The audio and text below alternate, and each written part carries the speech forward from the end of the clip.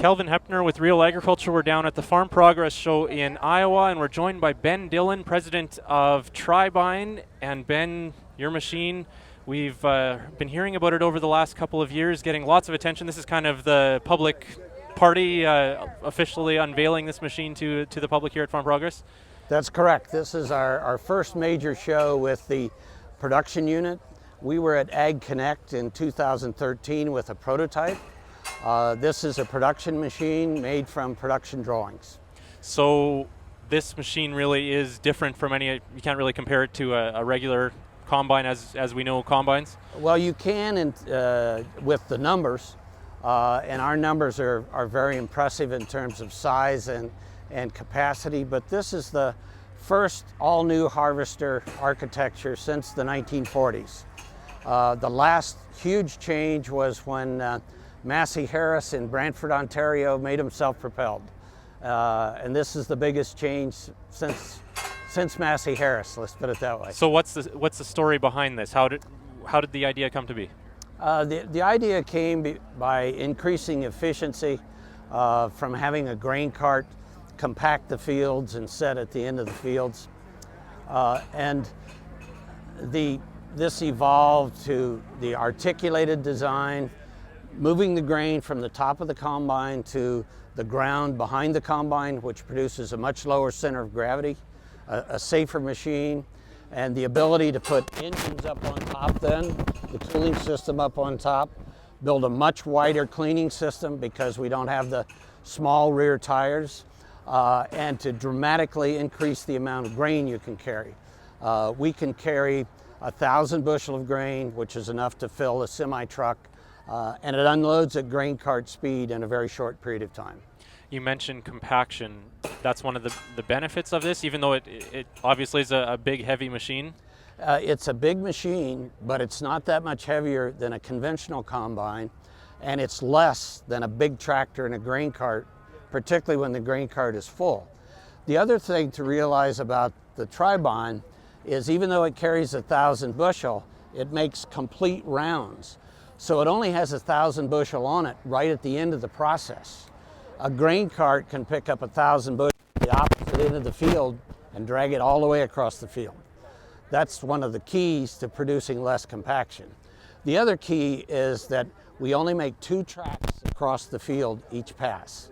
And every university study says that the front axle does 80% of the compaction. We have the lightest front axle in the industry because we don't have a grain tank on the front axle. The front axle doesn't change as you go across the field. The rear axle changes, and it's following in the same track, exactly the same track. The other thing one can do with GPS is you can have the same tracks every year. In the field, you can go in the same tracks every year if you want to. Mm-hmm. So that's fundamentally how we reduce compaction. Okay. What about the unloading process? How does that work? Do you have to stop? You have to stop with this machine?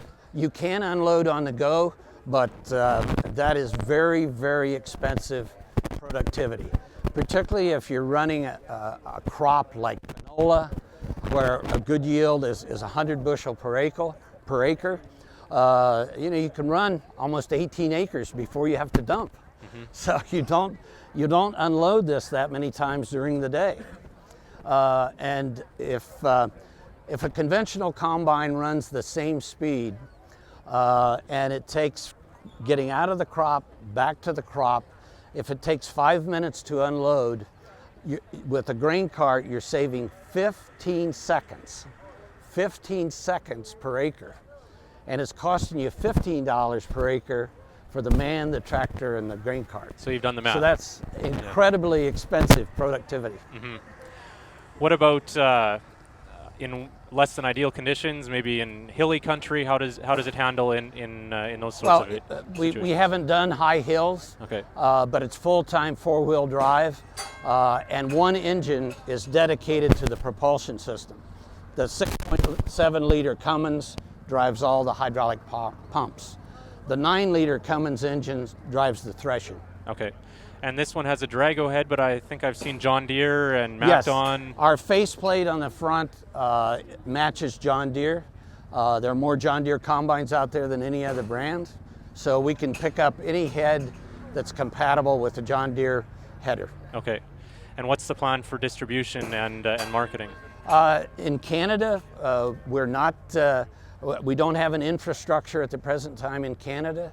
It will probably be late next year before we can be serious about that, because we don't want to put a machine out with a farmer where we can't support him every day. And we're just not going to do that. So there will be a limited number of machines available in North America next year. And our plan is to lease those so that we know where they are. We can get in touch with the farmer directly. They can't be sold without our knowledge, so we're not going to lose track of the machines if we lease them. So that even that model will be a little bit different than what we see. Yes. Yeah. Yes. And meanwhile, production is underway, has started. We have built 2 machines. We will be in a production mode after these shows and the field trials this fall. We will start producing machines in final assembly in January of next year. Okay. Maybe just finally, Ben, take us back to when this idea started. How long has that process been? Well, I'm a slow learner, so way. It's taken me 20 years to get to this point. I've been working on this for 20 years. This is the 5th generation. 20 years. So you're a farmer originally? I am a farmer in Carroll County, Indiana. I was away in business for a number of years. When I came back to the farm, the first job they gave me was driving the grain cart. And I was sitting there watching the combine, and I said, this is the dumbest thing I've ever seen. I have to fix this. So that's what got me started. And so now that dream you're to the point where it's coming true. Fruition today. All right. Congratulations and thanks for your time, Ben. Yeah, and thanks to all our friends in Canada.